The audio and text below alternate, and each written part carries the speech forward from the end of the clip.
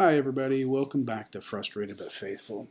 If you've been following this journey, the waiting, the flat tires, the closed doors, today we're talking about that moment when things start to shift. When God finally says, now. But here's the truth. When that momentum hits, it's not going to look like you expected. You see, I've spent 8 long years, asking God, when is it my turn? I prayed on my knees in 2017. I surrendered everything, my plans, my identity, my ego. From that moment on, I said, God, use me. And he just crushed me. I lost all the masks that we all put up in this world to feel safe, to feel secure.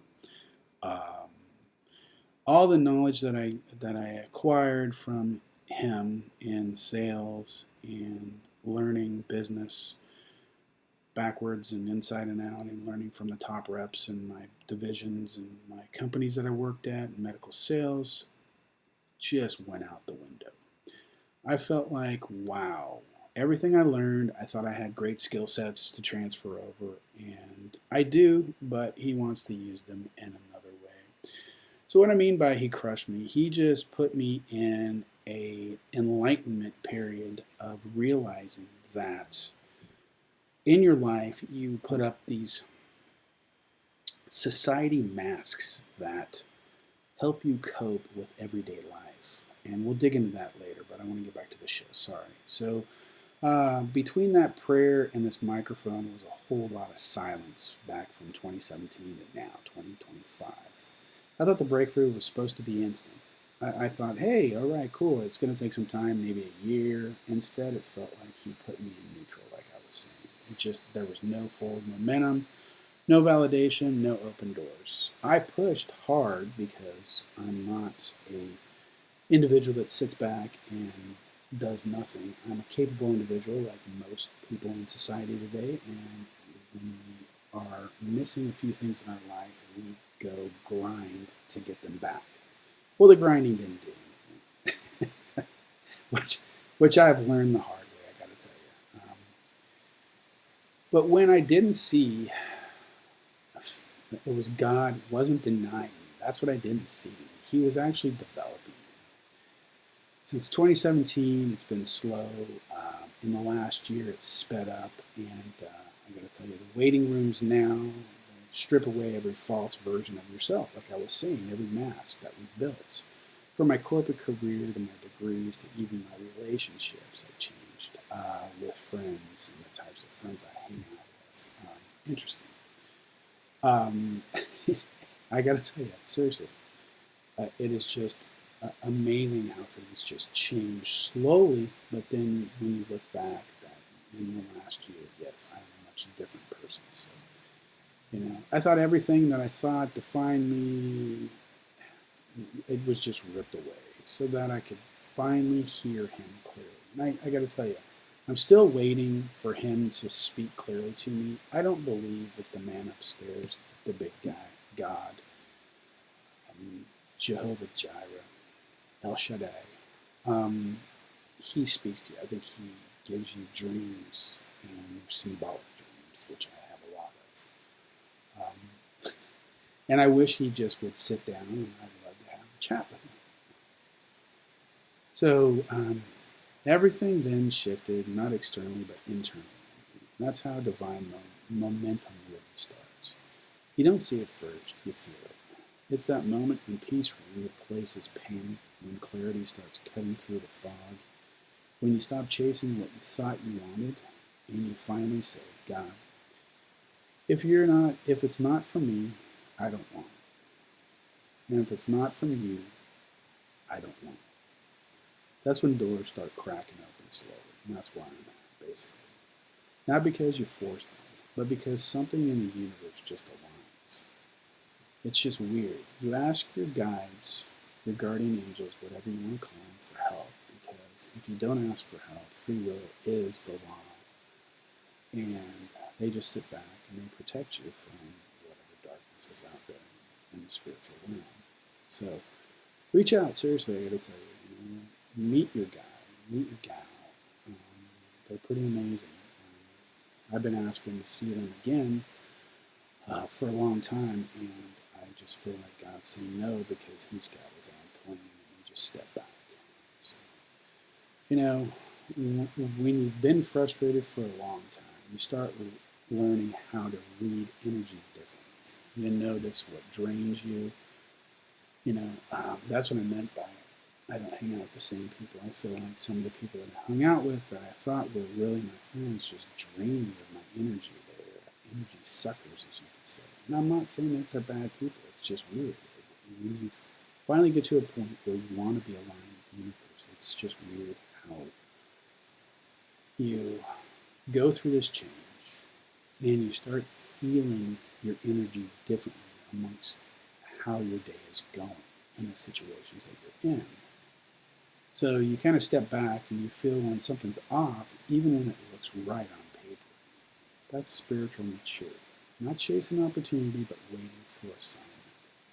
See, God doesn't want us running after open doors. He wants us to walk through appointments. And sometimes the delay isn't punishment, it's protection. Maybe you didn't get the job, not because you weren't qualified, but because you weren't called to create. Because you were called to create. I'm sorry. Just trying to have an interesting day. What's on my mind is I was going to speak with a podcast community today, and the meeting's been pushed for 3 days, and it's frustrating. So get back to the show. Sorry. Enough. Maybe the relationship fell apart not because you weren't unworthy, but because the version of you couldn't carry where it was going to take you to the next level, and they're not part of the next level. Every no, every pause, every closed door was God tuning you into your true frequency. He's been calibrating your spirit to match your next season's energy.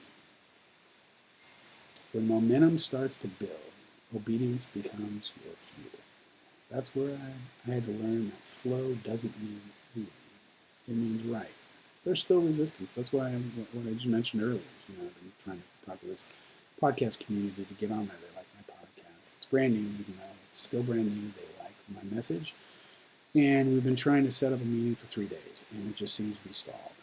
Kind of like the flat tire. So it's just frustrating, So maybe God needs to rearrange a few more things, and then we can move forward. So, and I got to tell you, that is the hardest thing. After he strips everything away from you, you just realize that, you know what? I'm tired of trying to grind and try to make it happen. It's just going to flow. And that's where this whole podcast message is coming from. Alignment, flow with the divine. It's tough. Like I was saying, there's still resistance. I feel like, okay, what darkness is in the way that we need to move out of the way? And maybe there isn't any darkness.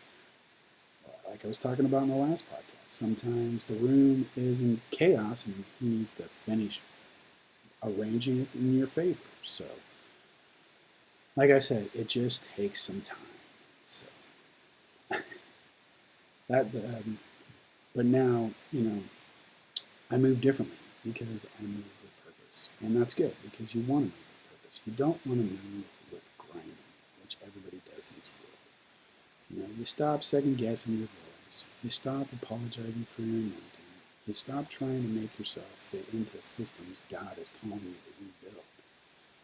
Because you realize the whole time you were frustrated, you were being forged in the fire from hell. You were being shaped into the person who could hold the weight of your next call. I want you to say out loud with me, even if you're listening at home. I am done doubting what God already confirmed. I am moving in divine timing. Every closed door was training for the next one to open. I am not behind. I am right on schedule. Say that every morning. Use that as an affirmation when you're praying to the big guy. You've been faithful in the waiting. Now it's time to be bold in the becoming. Well, this has been Frustrated but Faithful, Episode 7. The momentum shifts. If this hit home, share it with somebody. Definitely.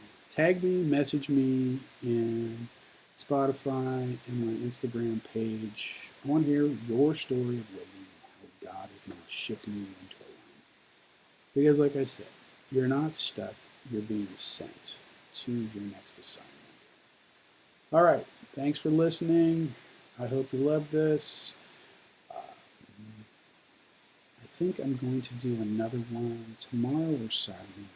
I'm not sure what the message is going to be, but thanks for listening. Like I said, please share it with somebody if this resonated with you, and hit me back on the chat. Let me know how what your whole frustrating but faithful experience is. All right, thanks. Have a great day. God bless.